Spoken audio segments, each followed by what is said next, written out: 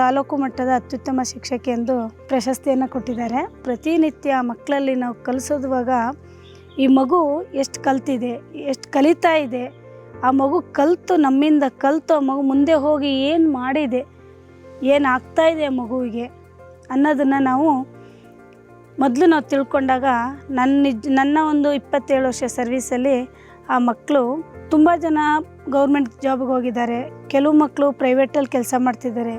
ಅದರಲ್ಲೂ ಅಂತೂ ಈ ವಿಜ್ಞಾನ ಅಂತ ಒಂದು ವಿಷಯ 8th 9th 10th ಓದಬೇಕಾದ್ರೂ ಏನು ಪಾರ್ಟ್ಸ್ಗಳಿದೆ ಅವು ನೋಡಿದ್ದು ನಮಗೆ ಗೊತ್ತೇ ಇಲ್ಲ.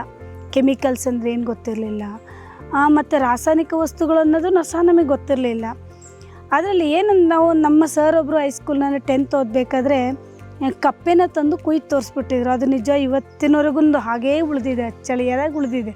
ಹಾಗೆ ನಮಗಿದನ್ನು ನಾನು ಸೈನ್ಸ್ ಆಲ್ರೆಡಿ ನಾನೊಬ್ಬಳು ಜನರಲ್ ಟೀಚರು, ಸೈನ್ಸ್ ನಾನು ಪಾಠ ಮಾಡ್ತಾಯಿದ್ದೀನಿ. ಯಾಕಂದರೆ ಇದೊಂದು ನಂಗೆ ಚಾಲೆಂಜಿಂಗಾಗಿ ತೊಗೊಂಡು ನಾನು ಮಾಡ್ತಾಯಿರೋದು. ನಮ್ಮ ಮಕ್ಕಳಲ್ಲಿ ಏನಪ್ಪ ಅಂದರೆ ಸೈನ್ಸ್ ಅಂದರೆ ಪ್ರಯೋಗ ಮಾಡ್ತೀರಾ ಮಿಸ್?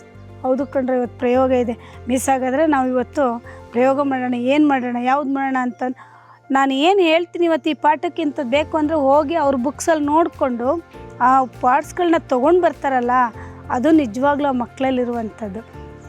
ಈಗ ನಮಗಿಲ್ಲಿ ಪ್ರಯೋಗಕ್ಕೆ ಬಂದಾಗ ಯಾವುದೇ ಒಂದು ಪಾಠವನ್ನು ಮಾಡುವಾಗ ಆ ಪಾಠಕ್ಕೆ ಅನ್ವಯ ಆಗುವಂತಹ ಒಂದು ಪಾಠೋಪಕರಣಗಳು ಅಂದರೆ ಲ್ಯಾಬ್ ಸೆಷನನ್ನು ಬಳಸ್ಕೊಂಡು ಹೇಗೆ ಪಾಠ ಮಾಡಬೇಕು ಅನ್ನೋದು ಮುಖ್ಯವಾಗಿ ಗೊತ್ತಾಗಿದೆ.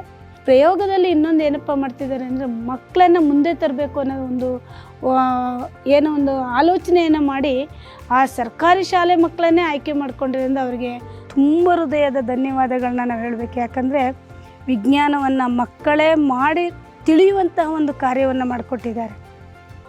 ಹಾಗೆ ಇದ್ರ ಜೊತೆಗೆ ಡೆಲೈಟ್ ಕಂಪನಿಯವರು ಸಹ ಕೈ ಜೋಡಿಸಿದ್ದಾರೆ.